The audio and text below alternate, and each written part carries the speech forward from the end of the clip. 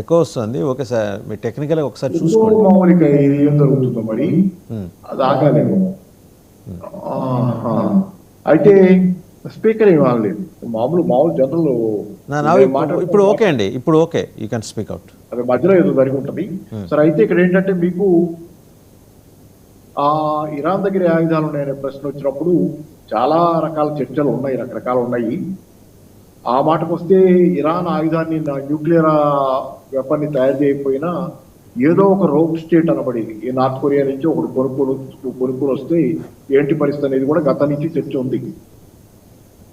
వాళ్ళు తయారు చేసిన రెడీమేడ్ ఆయుధాన్ని కొనుక్కొస్తే ఏంటనేది. సో చాలా చర్చలు ఉన్నాయి. దాంతోపాటుగా ముఖ్యంగా నాకు తెలిసినంత వరకు ఆథెంటిక్ ఇన్ఫర్మేషన్ అంటే వాళ్ళకి పవర్ఫుల్ డ్రోన్స్ ఉన్నాయి. అదే డ్రోన్స్ ని రష్యా యుక్రెయిన్ వార్లో వాడుతుంది. ఈ 85,000 డ్రోన్స్ ఉన్నాయి అనేది రాత్రి ఒక చోట నేను చూసింది. వాళ్ళు 85,000 డ్రోన్స్ అంటే అసాధారణమైన విషయం. అది చాలా లాంగ్ టర్మ్ ఫైట్ చేయడానికి వాళ్ళకు ఉన్నటువంటి అవకాశం. ఈ డ్రోన్స్ తోనే దుబాయ్ మీద దాడి చేసిన, యుఏ మీద దాడి చేసిన చాలా చోట్ల డ్రోన్లు విపరీతంగా వాడుతున్నారు. వాళ్ళు చాలా డ్యామేజ్ కూడా చేస్తున్నారు ఆ డ్రోన్లతో. సో దాని అంటే ఈరోజు మనకి చాలా డ్రోన్ ఖరీదు చాలా తక్కువ ఉంటుంది తయారు చేయడానికి. దాంతో అతి ఖరీదైనటువంటి శత్రువు తాలూకు ఆయుధాలను లేకపోతే శత్రువు తాలూకు అసెట్స్ ను ధ్వంసం చేయడానికి చాలా చౌకైన అవకాశంగా ఉన్నప్పుడు ఇరాన్ ఆర్థికంగా అంత పటిష్టమైన దేశం కాకపోయినా దానికి ఉన్న అంటే ఒక రకమైనటువంటి మిడతల దండు లాంటిది కదా. 85,000 డ్రోన్స్ ఉన్నాయంటే ఒక మిడతల దండు అది. అది అట్లాంటిది అంత తేలిగ్గా దాంతో యుద్ధం చేయటం. రెండోది ఏంటంటే ఇక్కడ దాని దగ్గర ఇంకో పెద్ద ఆయుధం హోర్ముజ్ జలసంధి. ప్రపంచ ఆయిల్లో 20% దాని నుంచి ఏడుంది. Oil supply, crude oil. అలాగే మామూలు మనం చాలా దేశాల నుంచి వెళ్ళే సప్లైస్ కూడా దాని నుంచే వెళ్తాయి. ఇతరత్ర కమోడిటీస్ కూడా, సరుకులు కానీ ఏదైనా కానీ. సో హోర్ముజ్ జలసంధి దగ్గర నిన్నటికే వార్తలు ఏంటంటే కొన్ని వందల షిప్స్ ఇప్పటికే అక్కడ యాంకర్ వేసుకుని ఆగిపోయి ఉన్నాయి. వెళ్ళడానికి వీలు కాక around 120 anchors were stranded there in the waters అండి. మరి అంటే ఆల్రెడీ షిప్స్ అక్కడ ప్రయాణం ఆగింది. కాబట్టి ఇప్పుడు ఇరాన్ మీద ఒత్తిడే కాదు, వీళ్ళిద్దరు బాంబింగ్ చేయటం వల్ల, వాళ్ళ నాయకత్వాన్ని తుదముట్టించడం వల్ల ఇరాన్ మీద ఒత్తిడే కాదు. ఇరాన్ లొంగదా, ఇరాన్ మీద ఒత్తిడి ఎంత ఉంది, ఎంత ఒత్తిడికి లోనవుతుంది అనేది ప్రశ్న ఒకటైతే, దాంతో పాటుగా ప్రపంచ దేశాలన్నింటి మీద ఒత్తిడి ఉంది. అందరూ కలిసి అమెరికాని వాళ్ళ ఒప్పించుకోవాల్సిన అవసరం ఏర్పడుతుంది. ఎందుకంటే చాలా మందికి ఇందాకే మనం అనుకున్నాం, చైనా కానీ భారతదేశానికి వచ్చే ఆయిల్ సప్లైస్, మనకు వచ్చే ఆయిల్ సప్లైలో సుమారుగా హాఫ్ అక్కడి నుంచే వస్తుంది, అది హోర్ముజ్ జలసంధి నుంచే. ఇది ఆగితే మనం అందరం అమెరికాని ఒత్తిడి పెట్టాల్సింది, తప్పేదేముంది. మా పరిస్థితి దిగదారుస్తున్నావు, నువ్వు ఇరాన్ మీద యుద్ధం. కాబట్టి కౌంటర్గా కూడా ఇరాన్ దగ్గర కూడా ఇరాన్కి ప్రతిగా ఒత్తిడి తెచ్చే మార్గాలు దాని దగ్గర దానికి ఉన్నాయి. రెండోది ఏంటంటే దీనిలో న్యూట్రల్ స్టాండ్ అంటే ఏమి లేదు ప్రపంచంలో ఏ దేశాన్ని. ఎవరైనా న్యూట్రల్ గా ఉన్నాం అనుకుంటే అది నిజం కాదు అని నేను అనుకుంటున్నా. మనసావాచ్యం చెప్పాలంటే అందరం ఎటో పక్క ఉన్నాం. నా వరకు నేను ఏంటంటే ఖచ్చితంగా ఇరానే కరెక్ట్ అనుకుంటున్నాను. ఎందుకంటే ఇరాన్ లో జరిగినటువంటి 79లో జరిగింది కన్జర్వేటివ్, ఇది సరే ఇస్లామిక్ కన్జర్వేటిజం, దాన్ని పెద్దగా ఎవరో సమర్థించాం. కానీ ఏంటంటే ఆ రోజు జరిగింది 79లో యాంటీ ఇంపీరియలిస్ట్ రెవల్యూషన్ అనేది మాత్రం నిజం. దాని తాలూకు స్టేట్స్ కొని మనకు నచ్చకపోవచ్చు. యాంటీ ఇంపీరియలిస్ట్ రెవల్యూషన్, అది అమెరికన్ వ్యతిరేక రెవల్యూషన్. భారతదేశం కూడా ఈ మధ్యకాలంలో ట్రంప్, అమెరికా తాలూకు అంటే రకరకాలైనటువంటి వికృతాలను కూడా చూసాం కదా. మనకు కూడా అర్థమవుతుంది అమెరికా ఎంత వికృతంగా ప్రవర్తించగలదు. మనకు కూడా అర్థమైన తర్వాత భారతదేశంలో ప్రజల్లో కూడా అమెరికా పట్ల చాలా వ్యతిరేకత ఉంది. ఈరోజు ఇరానియన్ రెవల్యూషన్, ఈరోజు ఇరాన్ అసలు చరిత్రలోనే మనకి చాలా సుదీర్ఘకాలంగా మిత్రదేశం రష్యా లాగే, అదొకటి. రెండోది ఏంటంటే there is lot of anti Americanism everywhere. ఆఖరి పాకిస్తాన్ ప్రభుత్వం, మునీర్ లాంటి వాళ్ళు అమెరికాకి అనుకూలంగా భజన చేస్తున్నా ప్రజలు వ్యతిరేకంగా ఉన్నారనేది కనపడుతుంది కదా. ఇదే పరిస్థితి చాలా చోట్ల. ప్రజలు చాలా చోట్ల అమెరికాకి వ్యతిరేకంగా ఉన్నారు. పాలకులు కొన్ని చోట్ల అమెరికాకి అనుకూలంగా, ప్రజలు చాలా చోట్ల వ్యతిరేకంగా ఉన్నారు. కాబట్టి it's not going to be easy. అమెరికాకి యుద్ధం తర్వాత కానీ ఒకవేళ యుద్ధంలో రిజల్ట్ ఏమైనా కానీ అమెరికా మరింత నష్టాన్ని, ఆల్రెడీ $38 లక్షల కోట్ల అప్పైన అమెరికా యుద్ధంలో మళ్ళీ ఎంత తప్పు చేయాలో ఏమవుద్దు. ఆఖరికి ఇరాన్ లో రిగైమ్ చేంజ్ ఏమో తెలియదు నాకు, కానీ అమెరికాలో రిజైన్ చేంజ్ అయ్యే అవకాశాలు కూడా ఖచ్చితంగా ఉంటాయి. అమెరికాలో కూడా రిజైన్ చేంజ్ కావచ్చు, దాన్ని ఏమి డినై చేయలేము. రైట్ అండి. మళ్ళీ మీ దగ్గరకు వస్తే ఒకసారి కల్నల్ రావు గారి దగ్గరికి వెళ్దాం. కల్నల్ రావు గారు, రెజీమ్ చేంజ్ గురించి మనం మాట్లాడుకుంటున్నప్పుడు ఈ డెవలప్మెంట్స్ చాలా డిఫరెంట్ డెవలప్మెంట్స్ కనిపిస్తున్నాయి. ఐ బిలీవ్ రావు గారు లెఫ్ట్ అయినట్టున్నారు. పెకెట్ ప్రసాద్ గారు మీరేమంటారు పాపారావు గారి అబ్జర్వేషన్స్ మీద? అంటే అది ఈ పర్సెప్షన్స్లో చూసుకుంటే అండి, ట్రంప్కి వ్యతిరేకత మాత్రము చాలా ఎక్కువగా ఉంది. వాళ్ళు యుఎస్లో జరుగుతున్న ఎన్నైతే సర్వే రిపోర్ట్లు చూపిస్తున్నాయో ఆ వ్యతిరేకత మాత్రం 100% ఉందండి. ఇంకోటి మనం అక్కడ చూసుకోవాల్సింది, ఇక్కడ ఎవరు కరెక్టా ఎవరు రాంగా అన్నది కాదు విషయం ఇక్కడ. ఎందుకంటే ఆ, ఈ జియో పాలిటిక్స్లో వచ్చేసరికి ప్రతి దేశం కూడా ఏంటి మాకేంటి అని వాళ్ళు చూసుకుంటారు, అంతేగాని మీ గురించి నేను ప్రాణాలు ఇచ్చేస్తాననేది మాత్రం ఎవరు చూసుకోరు. సో మనకందరూ, మనకి ఇప్పటివరకు జరిగిన యుద్ధాల్లో మనకందరూ మిత్రులే. పాలిస్తీనా వాళ్ళు, ఇరాన్ వాళ్ళు, ఇజ్రాయెల్ వాళ్ళు అందరూ మంచి ఫ్రెండ్సే మనకి. ఎందుకంటే మనం ముందు నుంచి నాన్ అలైన్ మూవ్మెంట్ అని అలా చెప్పుకుంటూ వచ్చాం. కానీ నిజంగా యుద్ధం వచ్చినప్పుడు మనకి ఎవరు సపోర్ట్గా నిలిచారు, ఆ సమయంలో క్రిటికల్ అమ్యునేషన్ ఎవరు ఇచ్చారు? సో కొన్ని దేశాలు అయితే మనకి వ్యతిరేకంగా ఓట్లు కూడా వేశారు. సో అవి కూడా అవన్నీ చూసుకుంటారు. ఎందుకంటే ఇవి it's not a straight forward answer ఈ డిప్లొమాటిక్ రిలేషన్స్లో వచ్చేసరికి. నేను ఇందాక చెప్పినట్టు భారతదేశం చూడాల్సింది ఈ రెండు ఆస్పెక్ట్స్ చూసుకుంటుంది. నెక్స్ట్ అంతర్గతంగా ఈ షియాలు వీళ్ళందరూ మూమెంటు మనకి గవర్నమెంట్కి ఎగెన్స్ట్గా కాకుండా ఎలా ఉండాలి అనేది కంట్రోల్ చేసుకుంటూ రావడం ఇంపార్టెంట్ అయింది. డిఫెన్స్ పరంగా మనం చూసుకుంటే అండి, ఈ ఆపరేషన్ సింధూర్ సమయంలో కూడా భారతదేశం మీద ఇన్ని డ్రోన్ అటాక్లు జరిగినప్పటికీ కూడా మన దగ్గర ఉండే ఆకాష్ తీర్ కానివ్వండి, S-400 ఇవన్నీ మనకు ఏం నష్టం జరగకుండా కాపాడాయి. మరి యుఎస్ వాళ్ళు అంతా వాళ్ళ బేసెస్ అవన్నీ అక్కడ ఉన్నాయి. సో వాళ్ళ ఎయిర్ డిఫెన్స్ మరి ఏమైంది? ఇరాన్ వాడికి కూడా తెలుసు వాళ్ళ మీద ఆన్ ద గ్రౌండ్ అయితే చేయలేరు, ఎయిర్ నుంచి అటాక్ చేస్తారు. మరి చైనా వాడి దగ్గర నుంచి అంత ఎక్విప్మెంట్ అవన్నీ తెచ్చుకున్నాడు కదా ఎయిర్ డిఫెన్స్కి, ఇంకేమన్నా అవన్నీ ఏమైంది? ఏ ఒక్కటి పనికి రాకుండా అయిపోయింది. సో ఈ అంశాలు ఇంపార్టెంట్ అవుతుంది. సో దాంతోపాటు నెక్స్ట్ ఇంకా రాబోయేది ఏం జరుగుతుంది అంటే, యుఏఈ వాళ్ళు వచ్చారు కానీ మన ఆకాష్ తీర్ వాళ్ళకి ఇచ్చామా లేదా? సో అవి ఎలా పర్ఫామ్ చేశాయి? నాకు తెలిసి ఆకాష్ తీర్ వాళ్ళ దగ్గరికి వెళ్ళలేదు. యుఎస్ని నమ్ముకున్నారు, యుఎస్ ఎయిర్ డిఫెన్స్ అని నమ్ముకున్నారు, కానీ అవి కూడా పెద్ద పనికి రాకుండా పోయాయి. ఇవి యావత్ ప్రపంచంలో ఉన్న దేశాలకు ప్రతి ఒక్కళ్ళకి ఎయిర్ డిఫెన్స్ ఇంకా ఎలా స్ట్రెంథన్ చేసుకోవాలి అనేది ఇంకో పెద్ద ప్రశ్నగా మిగులుతుందండి. రైట్, థ్యాంక్ యూ ప్రసాద్ గారు. మనతో పాటు డాక్టర్ పెంటపాటి పుల్లారావు గారు కూడా జాయిన్ అయ్యారు లైవ్లో. సార్, ఈ 2 రోజుల డెవలప్మెంట్స్, నిన్నైతే ఇరాన్ మాజీ అధ్యక్షుడు ఆయన్ని కూడా ఖతం చేశామని చెప్పేసి ప్రకటించారు. ఆ తర్వాత ట్రంప్ మాట్లాడుతూ ఏం జరిగిందంతా మంచే, జరగబోయేది మంచే, జరుగుతున్నది మంచే అని చెప్పి మనకి గీతా ప్రబోధం కూడా ఒకటి చేశారు ఆయన.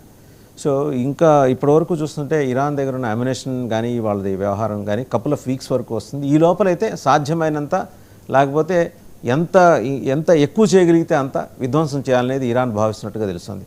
ఇస్లామిక్ నేషన్స్ను కూడా వదిలిపెట్టట్లా, వాళ్ళు న్యూట్రల్గా ఉన్న ఇస్లామిక్ నేషన్స్ను కూడా వదిలిపెట్టట్లా. సార్ మ్యూట్లో ఉన్నారు పుల్లారావు గారు. మెయిన్ థింగ్ ఏంటంటే, ఇది ఎవరు అనుకోని నిన్న ఇరాన్లో పెద్ద నాయకుడు రెడ్ లైన్ అమెరికా క్రాస్ చేసి ఎవరు అనుకున్నారు? ఆయతుల్లాని 37 సంవత్సరాలు తిరిగేవాడిని తీసేస్తారు ఎవరు అనుకున్నారు? అది పెద్ద రిస్క్ తీసుకున్నారు. అది పెద్ద గెయిన్ కూడా అవ్వచ్చు. మన ఫ్యూచర్లో అప్పుడే చెప్పలేము ఇది అయిపోయిందని. But it is the shock. మొదటి 15 నిమిషాల్లో వార్ స్టార్ట్ చేసినప్పుడు తీశారు, అతను తీశారు, డిఫెన్స్ మినిస్టర్ తీశారు, వాళ్ళ రెవల్యూషనరీ గార్డ్స్ హెడ్ని తీశారు. 48 మంది వెళ్ళిపోయారు. 50 మంది 60 మంది ఇంకా 100 మంది తీసేస్తా ఉన్నాడు. పెద్ద షాక్ యుద్ధం. తర్వాత రెండోది యుద్ధాలు అనుకున్నట్టుగా అన్నీ ఊతావో అలాగవో. ఇన్ఫాక్ట్ మన మిత్రులు చెప్పినట్టుగా ఎవరు ఎక్విప్మెంట్ తెచ్చారు ఇవన్నీ ఉంటాయి. ఇరాన్ ఫూలిష్ దేశం కాదు, అలాగే అమెరికా ఇజ్రాయెల్ కూడా వాళ్ళు ఊరికిన యుద్ధానికి వెళ్ళి ఏం తెలియకుండా వెళ్ళట్లేదు. ఎంత మనం చూడాలి ఇంకో 2 రోజుల 3 రోజులు. నేను సాయంకాలం డొనాల్డ్ ట్రంప్ ఏమి అనౌన్స్ చేశాడంటే, నేను నాతో మాట్లాడతానంటున్నాడు కొత్త నాయకత్వం ఇరాన్లో, నేను రెడీగా ఉన్నాను అన్నారు. వాళ్ళ పేర్లు ఇస్తాను, వాళ్ళని చేయండి అన్నాడు. ఇప్పుడు అది జరిగినా జరగకపోయినా టెన్షన్ వస్తుంది కదా. ఆ సమాజంలో, ఇరాన్ సమాజంలో ఎవరో ద్రోహం చేసేసి ఇలాంటి వాళ్ళు పేర్లు ఇచ్చి అక్కడ ఇచ్చి ఇక్కడ ఇచ్చేసారంటే పెద్ద పెనిట్రేషన్ అయిపోయింది ఆ సమాజం అంటే ఆ ఈకో సిస్టమ్, ఆ నాయకత్వంలో ఉన్న టాప్ పీపుల్ అంతా ఒకళ్ళొకళ్ళు నమ్ముకోలేకపోతున్నారు. సో ఇది చాలా కాంప్లికేటెడ్గా అయిపోయింది. మనం అందరం న్యాచురల్గా కోరాలి, ఎందుకంటే యుద్ధాలన్నీ ఆగాలని. కానీ ఒక్కోసారి బ్లడ్ లెట్టింగ్ జరగాలి. బ్లడ్ లెట్టింగ్ అంటే వీళ్ళు వాళ్ళు చూసుకోవాలి. బ్లడ్ లెట్టింగ్ జరగాలి.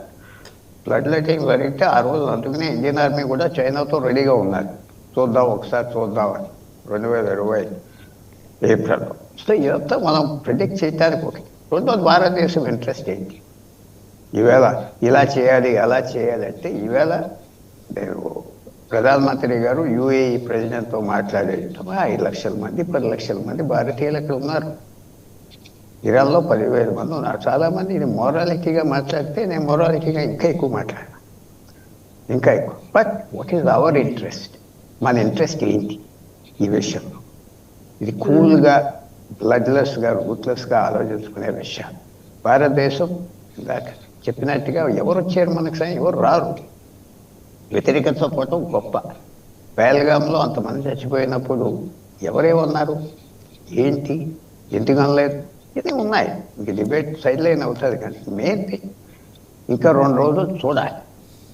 అమెరికా డొనాల్డ్ ట్రంప్ లాంటి ప్రెసిడెంట్ వచ్చాడు కాబట్టి ఈ దూకుడు మీద వెళ్ళిపోయాడు. జో బైడెన్ వెళ్తాడా, బరాక్ ఒబామా వెళ్తాడా, ఎవరు వెళ్ళరు. ఒక పెక్యూలియర్ మైండ్ డైమెన్షన్ ఉన్న వ్యక్తులు ఇలాంటి యాక్షన్ తీసుకుంటారు. మంచిగా చెడ్డ ఫ్యూచర్ చెప్తారు, హిస్టరీ చెప్తారు. ఈవేళ 10 సంవత్సరాల తర్వాత తెలుస్తారు ఇరాక్ అమెరికా ఇన్వైట్ చేయటం అంత తప్పు ఎప్పుడు ఎవరు చేయలేదంటారు అందరూ. ఈవేళ అందరికీ అలాగే కనపడుతుంది. సదాం హుస్సేన్ ఉంటే చాలా ప్రాబ్లమ్స్ మిడిల్ ఈస్ట్లో రాకపోదు. సో ఫ్యూచర్ చెప్పలేం, మనం వాచ్ చేయాలి. ఇది కొన్ని అనుకోని విషయమా, అనుకున్న విషయమా, ఇప్పుడు ఎవరు లొంగారు ఎవరు లొంగలేరు అంటే మనం ఇవాళ రేపు చూస్తే తెలుస్తుంది. కొత్త ఇరానియన్ ప్రభుత్వాలు ఏం చేస్తారు, ఏం మాట్లాడతారు, తప్పించుకుంటారా ఈ ఇష్యూని, అది చూడాలి. సార్, అంటే చేంజ్ ఆఫ్ గార్డ్ గురించి వాళ్ళు నిన్న ఒక అనౌన్స్మెంట్ చేశారు. తాత్కాలిక సుప్రీమో ప్రెసిడెంట్ మాట చెల్లుతుందా, తాత్కాలిక సుప్రీమో మాట? ఎందుకంటే వాళ్ళ కౌన్సిల్, ఈ మత ఛాందస్వాద కౌన్సిలే ఎక్కువ లీడ్ తీసుకుంటుంది. ప్రెసిడెంట్ నామమాత్రం రబ్బర్ స్టాంప్గా మిగిలాడు. అండ్ ఆ పొజిషన్ కోసం ఒక 4-5 రేస్లో ఉన్నారు. ఇప్పుడు వాళ్ళందరి పేర్లు రివీల్ అయ్యాయనుకోండి, అమెరికా ఫస్ట్ అటాక్ చేస్తుంది. అమెరికా కానీ ఇజ్రాయెల్ కానీ అచ్చంగా ఏంటంటే ఈ 40 రోజులు సంతాపే ఈ సూచన ఏమైనా కనిపిస్తుందా? 100%. ఇప్పుడు మనం మంచి చెడ్డాలి కాదు, ఇప్పుడు పెద్ద ఫ్యాక్షనల్ స్ట్రగుల్ జరుగుతుంది అక్కడ. పాత లీడర్ కొడుకు, ఇప్పుడు చచ్చిపోయిన వాడు కొడుకు ఇద్దరు లైన్లో ఉన్నారు. కమేని ఇద్దరు లైన్లో ఉన్నారు, ఫైట్ చేస్తున్నారు. ఫ్యాక్షన్ ఎవరికి అధికారం అంటే అది ఎలాంటి అధికారం? మోనార్క్ ఇచ్చిన అధికారం. మోనార్క్ కూడా అధికారం ఉండదు, ఎందుకంటే అతనే పర్ఫెక్చువల్గా ఎవరు దింపలేరు. ప్రతి ప్రెసిడెంట్ అది అతనే అపాయింట్ చేయాలి. వీళ్ళు పనికిరారు పోటీ చేయడానికంటే ఆ బొమ్మ కనపడుతుంది నా మీద జానేది, వాళ్ళు తీసి పాడేశారు. వాళ్ళు అనుకుంటే నువ్వు ప్రెసిడెంట్కి నిలబడవచ్చు, నువ్వు ఎంపీగా నిలబడాలంటే వాళ్ళు క్లియరెన్స్ ఇవ్వాలి. కమిటీ ఆఫ్ ఎక్స్పర్ట్స్ వాళ్ళు ఇవ్వాలి క్లియరెన్స్. ఏ పొజిషన్ అయినా ఆర్మీ ఎక్కడ ఒక చిన్న పాయింట్ మీకు చెప్పాలి. నాకు ఒక పెద్ద లోపం ఎక్కడ కనపడుతుందంటే, ఇరానియన్స్ చాలా అడ్వాన్స్డ్ పీపుల్. వాళ్ళు ఆరబ్స్ కాదు, సెమైట్స్ కాదు, వాళ్ళు యూరోప్ నుంచి వచ్చిన వాళ్ళు ఏరియన్స్. వాళ్ళు ఎప్పుడు చెప్తూ ఉంటారు మమ్మల్ని ఆరబ్స్ అనొద్దు అని. ఏరియన్స్. మనకి వాళ్ళకి మంచి సంబంధం ఉన్నది. 1900 వరకు భారతదేశంలో రాజ్య భాష పర్షియన్. హిందూ కింగ్స్ కూడా అదే వాడేవారు, నైజాం కూడా అదే వాడేవారు పర్షియన్. మనకి చాలా దగ్గర సంబంధాలు ఉన్నాయి, చాలా దగ్గర సంబంధాలు. అందువల్ల ఇది ఇప్పుడు మీరు అన్న ప్రశ్నకి పెద్ద ఫైట్ జరుగుతుందా, సెటిల్ చేసుకుంటారా, అమెరికాతో ఎవరు అకామిడేషన్ చూసుకుంటారు, కొద్దిగా మేము ముందుకు వస్తే చెప్పలేము అబ్బాయి. తర్వాత చాలామంది అన్నారు జనం రోడ్ల మీద రాదు, వచ్చి వ్యతిరేకంగా ఆయన సపోర్టర్స్ 47 సంవత్సరాలు బట్టి ఒక వర్గం చక్కగా కంప్లీట్ కంట్రోల్ ఇరాన్ మీద ఉన్నారు. ఒక 10% 20%. వాళ్ళు ఎంత లాస్ కదా వాళ్ళకి ఇది. సో ఇదంతా బయటకు వస్తాయి. ఫ్యాక్షన్ ఫైట్ వస్తుందా నేను అనుకోవట్లేదు. ఇప్పుడు సెటిల్ చేసుకుంటారు, ఎందుకంటే బయట ఎనిమిది ఎక్కువ కనపడుతున్నారు. అన్నింటికంటే ముఖ్యం వాళ్ళు ఇది ఎలాగైనా తట్టుకోవాలి.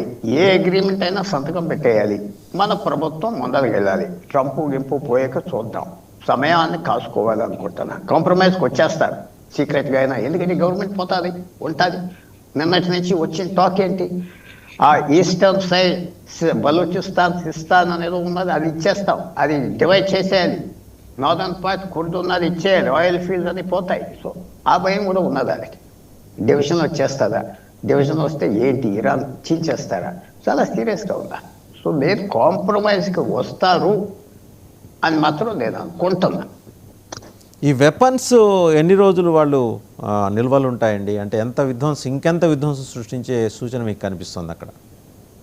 చెప్పలేదు, 2 వారాలు అంటారు, 4 వారాలు అంటారు. అమెరికా కూడా 2 వారాల నుంచి 4 వారాలే ఉన్నాయంటున్నారు, అదే ఆశ్చర్యం వేస్తుంది. సో ఇదంతా కొంచెం ఫాగ్ ఆఫ్ వార్, ఈ పొగలాగా ఉంటుంది. నిజానికి అబద్ధం ఏంటి ఎవరికి తెలియదు, సమయం తెలుస్తుంది. వాళ్ళు చెప్పేది ఏంటి, డొనాల్డ్ ట్రంప్ స్టేట్మెంట్ ఇచ్చేదంటే అది దాంట్లో సగం అబద్ధం ఉంటుంది, సగం నిజం ఉంటుంది, ప్రొపగెండా.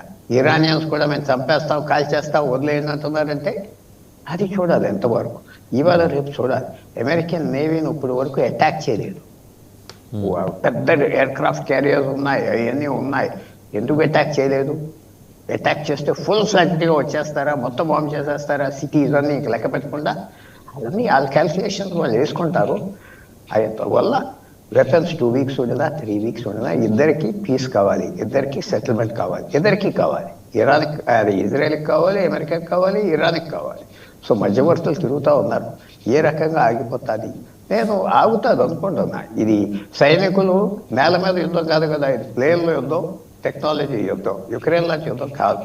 సో ఆగిపోతుంది, టాక్స్ వస్తాయి అని మాత్రం నేను అనుకుంటాను. రైట్ పుల్లారావు గారు, ఒకసారి మామిడి గిరిధర్ గారి దగ్గరికి వెళ్ళాం. గిరిధర్ గారు, 6th ప్రెసిడెంట్ ఆఫ్ ఇరాన్ 2005 నుంచి 13 వరకు మహమూద్ అహ్మదీ నెజాద్, ఆయన్ని నిన్న లేపేశారు. అంటే చాలా వాళ్ళు హైరార్కీ చూసుకుంటూ వస్తున్నారు. ఎవరెవరు అమెరికాకి, ఇజ్రాయెల్కి వ్యతిరేకంగా బలంగా పనిచేశారు. లాస్ట్ ఇయర్ ఏకంగా ఒక 37 మంది జనరల్స్ని ఇజ్రాయెల్ చంపేసింది. పోంగాను ఇంకో 100 మంది దాకా లెక్క తేలుతోంది. అంటే ఈ 4 వారాల లోపల కంప్లీట్గా వీళ్ళని ఎలిమినేట్ చేస్తారా? అంటే వాళ్ళ భాషలో శానిటైజేషన్ అయి ఉండొచ్చు, అమెరికా భాషలో. అంటే ఈ క్యాంపెయిన్ అంతా కూడా కంప్లీట్ గా పొలిటికల్ ఎలిమినేషన్, పొలిటికల్ టార్గెట్సే ఉన్నాయి. వాళ్ళ చీఫ్ జస్టిస్ చంపారు, వాళ్ళ డిఫెన్స్ మినిస్టర్ చంపారు, ఐఆర్జీసీ చీఫ్ ని చంపారు, వాళ్ళ కమాండ్ స్ట్రక్చర్ ని కొడుతున్నారు. అంటే వాళ్ళ మిలిటరీ టార్గెట్స్ కంటే కూడా పొలిటికల్ టార్గెట్స్ చాలా కీలకంగా వాళ్ళు టార్గెట్ చేస్తున్నారు. ఫర్ ఇన్స్టెన్స్ వాళ్ళ న్యూక్లియర్ సైట్స్ మీద ఇప్పుడు ఏం అటాక్ జరగట్లేదు. అలాగే మనం చూస్తే కానీ వాళ్ళ నేవల్ హెడ్ క్వార్టర్స్ మీద కానీ వాటి మీద ఏం అటాక్ జరగట్లేదు. అఫ్ కోర్స్ కొన్ని షిప్లను ధ్వంసం చేశారు, కానీ టార్గెట్ అంతా కూడా పొలిటికల్ ఎస్టాబ్లిష్మెంట్ కొడుతున్నారు. అంటే రెజిమ్ చేంజే ముఖ్యంగా వాళ్ళు పెట్టుకుని వాళ్ళు ఈ ఆపరేషన్స్ అన్ని చేసుకున్నారు. ఇందాక నేను చెప్పినట్టు అది మరి గ్రౌండ్ ఫోర్సెస్ లేని నిజంగా రెజిమ్ చేంజ్ తీసుకురాగలరా అన్నది ఒక పెద్ద ప్రశ్న. ఇంతవరకు ఎప్పుడు జరగలేదు. బట్ ఇప్పుడు హోల్సేల్ ఎలిమినేషన్ పెట్టుకున్నారు. బహుశా వారం రోజులో, 10 రోజులో, 2 వారాలో ఎంత అయితే అంత లీడర్షిప్ అనేది లేకుండా చంపేయాలి అన్నది ఒక కంకణం కట్టుకొని కూర్చున్నారు. అటువంటిప్పుడు మరి ఇది ఎంతవరకు సక్సెస్ అవుతారు అనేది ఇంకా ఇప్పుడు కూడా చాలా పెద్ద ప్రశ్ననే. 1945 నుంచి ఇంతవరకు రెజీమ్ చేంజ్ అన్నది సైన్యం బరిలో దిగకుండా జరగలేదు. మీరు పైనుంచి ఏరియల్ కంపార్ట్మెంట్ చేసినంత మాత్రాన రెజీమ్ చేంజ్ అయ్యేటువంటి అవకాశాలు లేవు. కాబట్టి చూద్దాం ఇది అమెరికాను, ఇజ్రాయెల్ ఎంతవరకు వెళ్ళదలుచుకున్నారో చూద్దాం. ఆఫ్ ర్యాంపింగ్ అంటారు, అంటే యుద్ధంలో ఏదో ఎక్కడో ఆపేయడానికి కావాల్సినటువంటి కొన్ని కారణాలు, కొన్ని ఏదో సాకులు పెట్టుకుంటారు. డొనాల్డ్ ట్రంప్ ఆల్రెడీ నిన్న వాళ్ళు చర్చించడానికి సిద్ధంగా ఉన్నారు కాబట్టి నేను మాట్లాడతాను అని చెప్పేసి ఏదో చెప్తున్నాడు. అంటే ఖమేనీని చంపేయడం అన్నది మా లక్ష్యం, అది అయిపోయింది. కాబట్టి ఇప్పుడు మళ్ళీ వాళ్ళ లీడర్షిప్ పైకి వచ్చి 10 ఏళ్ళు 20 ఏళ్ల తర్వాత చూస్తున్నాం, ఇప్పుడు దీనికి పట్టించుకోక్కర్లేదు అన్నటువంటి ఆలోచన డొనాల్డ్ ట్రంప్ లో ఉంది. డొనాల్డ్ ట్రంప్ కి హెడ్ లైన్ కావాలి. హెడ్ లైన్ అయిపోయిన తర్వాత ఇంకా ఇంట్రెస్ట్ పోతుంది దాని మీద. ఇప్పుడు ఖమేనీ చెప్పేశాడు కాబట్టి ఇంకా ఇరాన్ లో పెద్దగా ఇంట్రెస్ట్ అతనికి ఏం కనిపించట్లేదు. కాబట్టి బహుశా నేను అనుకోవడం ఏంటంటే ఏదో ఆఫ్ ర్యాంప్ తీసుకొని వెళ్ళిపోతాడు అని నేను అనుకుంటున్నాను. అందుకనే ఇంకా 2 రోజులు మాక్సిమం ఈ రోజు రేపటి లోపు ఇజ్రాయెల్ కి పర్మిషన్ ఇస్తాడు. ఎంతమందిని చంపదలుచుకుంటే అంతమంది చంపు అని చెప్పి పర్మిషన్ ఇస్తాడు. ఇదే జరుగుతుందని నేను అనుకుంటున్నాను. ఇంతలోపల ఇంటర్నేషనల్ గా మనకు ఆయిల్ రేట్స్, గోల్డ్ రేట్స్ పెరిగిపోవడం, బంగారం ఆల్రెడీ 17 లక్షలకు టచ్ అయిపోయింది. మనం చూస్తే కనుక రాబోయే ఈ వారంలో బహుశా అది ఇంకా పైకి వెళ్ళేటువంటి ప్రమాదం ఉంది. $5,500 మనకు పర్ ఔన్స్ క్రాస్ అయ్యేటువంటి ప్రమాదం మనకు కనిపిస్తుంది. కాబట్టి ఇటువంటి పరిస్థితుల్లో ప్రపంచం అంతా కూడా ఒత్తిడి తీసుకొస్తుంది. ఎస్పెషలీ అక్కడ ఉన్నటువంటి వెస్ట్ ఏషియాలో ఉన్నటువంటి అమెరికన్ అలైస్, ఇప్పుడు వాళ్ళ మొత్తం ఎకానమీస్ ఆగిపోయి ఉంది. సౌదీ అరేబియా కావచ్చు, ఖతార్ కావచ్చు, యుఏఈ కావచ్చు, ఒమాన్ కావచ్చు, మనకు బహ్రెయిన్ కావచ్చు, వీళ్ళందరూ కూడా. కాబట్టి విపరీతమైన ప్రెషర్ అమెరికా మీద ఉండబోతోంది.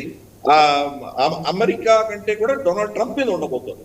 ఎందుకంటే డొనాల్డ్ ట్రంప్ అక్కడ బిజినెస్ ఇంట్రెస్ట్ ఉంది, వాళ్ళ కుటుంబం చాలా ఇన్వెస్ట్ చేస్తున్నారు. కాబట్టి వాళ్ళ పర్సనల్ ఇంట్రెస్ట్ దృష్ట్యా వీళ్ళ మీద చాలా ప్రెషర్ తీసుకొచ్చిన తర్వాత ఏదో విధంగా దీన్ని ఆపేటువంటి ప్రయత్నం డొనాల్డ్ ట్రంప్ తప్పకుండా చేస్తాడు. కాబట్టి నేను అనుకోవడం అంటే ఇది బహుశా ఇంకో 1-2 రోజుల్లో ఇది ఏదో ఒక విధమైనటువంటి ఆఫ్ ర్యాంపింగ్ దీన్ని మళ్ళీ క్లోజ్ చేసే దిశగానే వెళుతుంది నేను అనుకుంటున్నాను.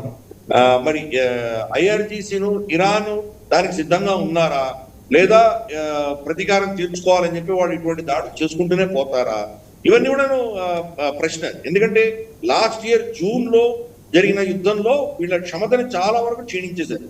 ఇజ్రాయెల్ బాగా అటాక్స్ చేసేదాన్ని, వీళ్ళ కెపాసిటీని బాగా కట్ చేశారు.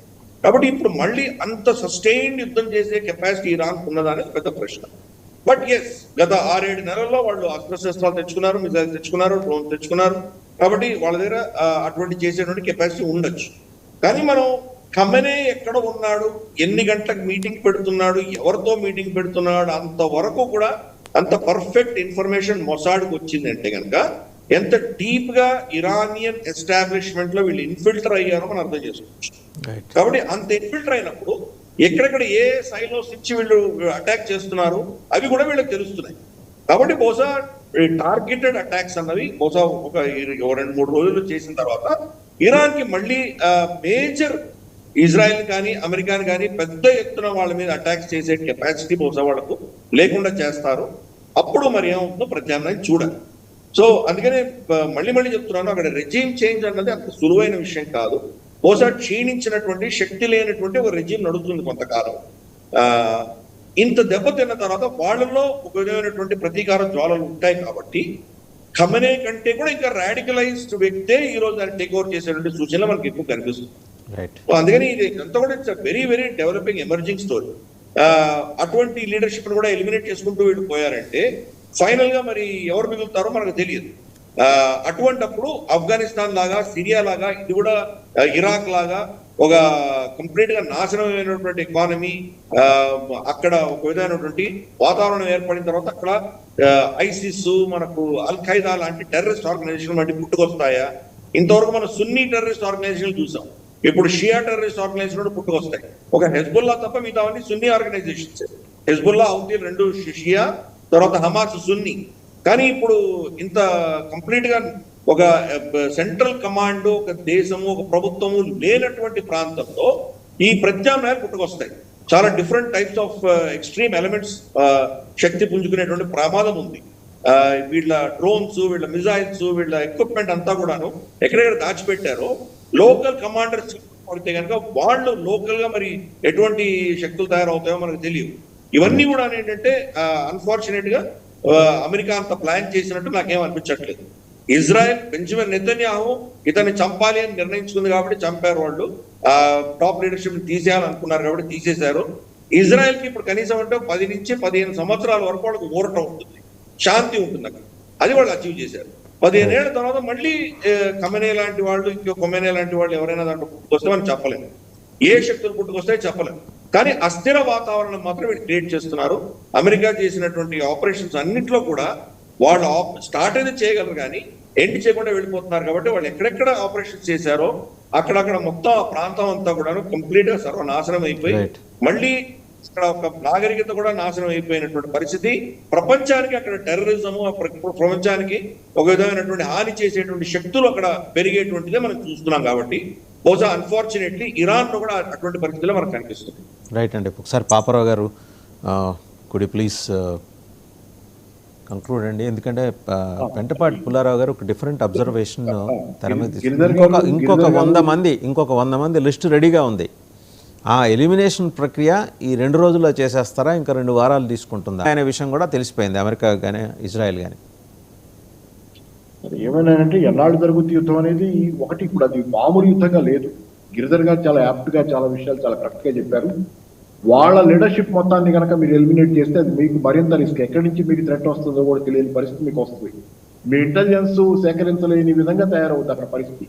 లీడర్షిప్ ఉన్నంత కాలం కనీసం ఆ లీడర్లు ఏం చేస్తున్నారు అనేది మీరు నిఘా పెట్టుకోగలిగితే కనుక మీకున్న నెట్వర్క్ తో కనీసం at least you know where to defend.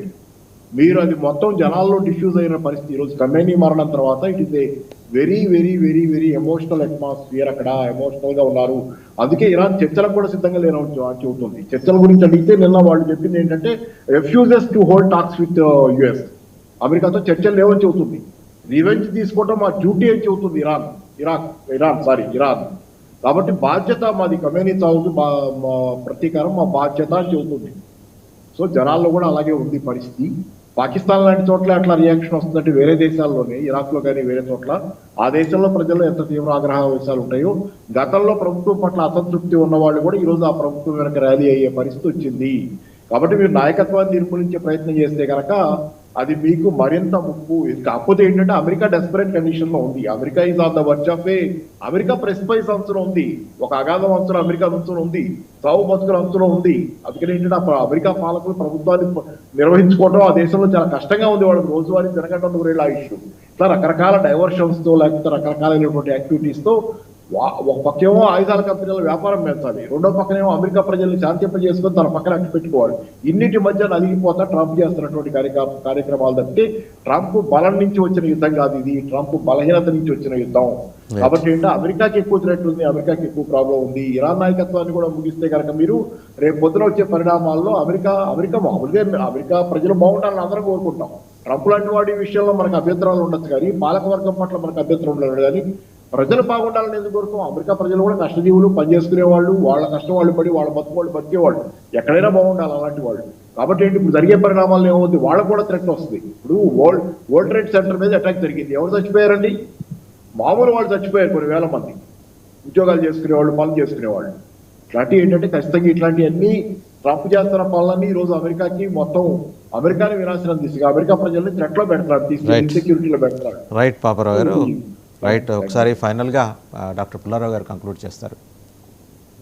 ఇది కొంచెం కామిక్ ఫ్యాక్టర్స్ కూడా బయటకు వచ్చారు. పాకిస్తాన్ నిన్న మొన్న పాకిస్తాన్ని ప్రైమ్ మినిస్టర్ మాట్లాడకపోతే ఎవరిని సపోర్ట్ చేస్తావంటే నేను సౌదీ అరేబియాను సపోర్ట్ చేస్తా, కానీ ఇరాన్కి సైన్యం మీద వాళ్ళ మీద సైన్యం పంపను అన్నాడు.